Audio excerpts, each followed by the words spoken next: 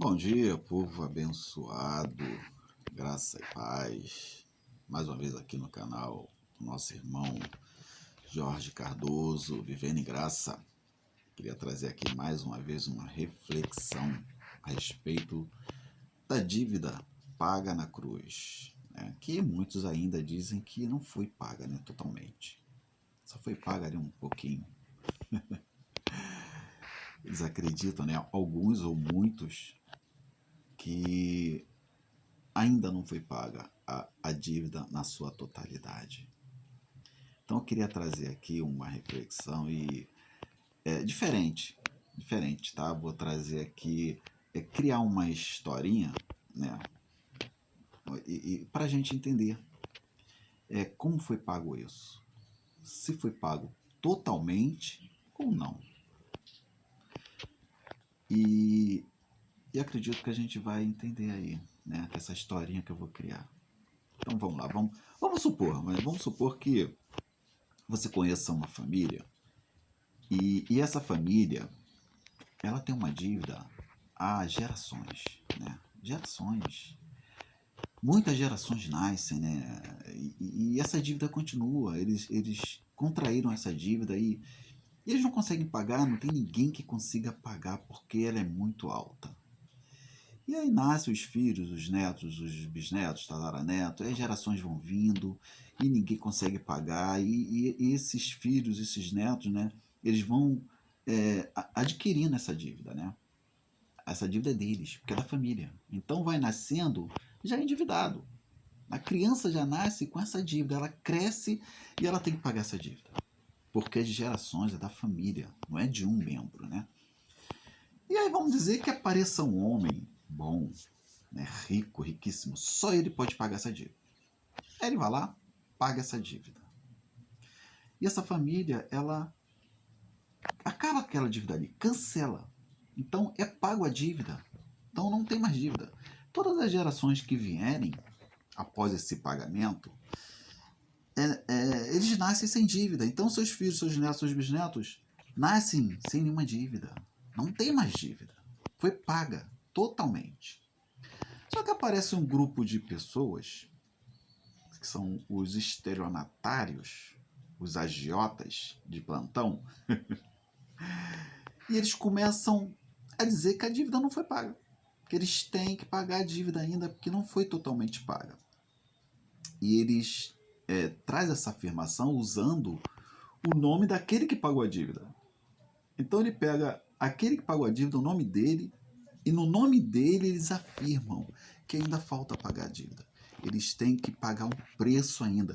Eles colocam regras, né? Enche essa família de regras para poder pagar a dívida, porque eles afirmam que não foi pago. E aí eu queria, né, com essa historinha, colocar aí o que Cristo fez na cruz, né? Ele pagou a dívida ou não? Você e eu nascemos com essa dívida que nos condenava ou não? Porque muitos agiotas da fé, muitos estelionatários da fé, dizem que não. Não, a dívida ainda continua.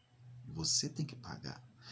E ele começa a colocar regras e regras e regras e obstáculos e medo, né? E tenta até subornar, né? Para que você pague essa dívida. E eles querem tirar algum proveito disso, porque eles usam aquele que pagou a dívida, aquele homem bom que apareceu e pagou toda a dívida dessa família. Mas eles mentem, dizem que não foi pago, e usando o nome desse homem bom que pagou. Ou seja, eles mentem. E aí hoje, o que a gente tem, né? Agora, olhando para as escrituras, o que Cristo fez na cruz, eles dizem que nós nascemos com a dívida, que nós temos que pagar essa dívida. Porque se nós não pagarmos essa dívida, nós somos condenados. E aí? Como é que a gente entende isso? Como é que se aceita isso? Cristo pagou de uma vez por todas a dívida daquela família que nasceu endividada. Foi cancelada. Então eu que nasci depois do pagamento da dívida na cruz, como é que eu tenho dívida para pagar? Como é que eu sou condenado? Dá para entender isso? Não dá para entender, né? Mas alguns, né, com essa esperteza, ou essa maldade, sagacidade, querem ganhar proveito disso. Querem usar, né, esse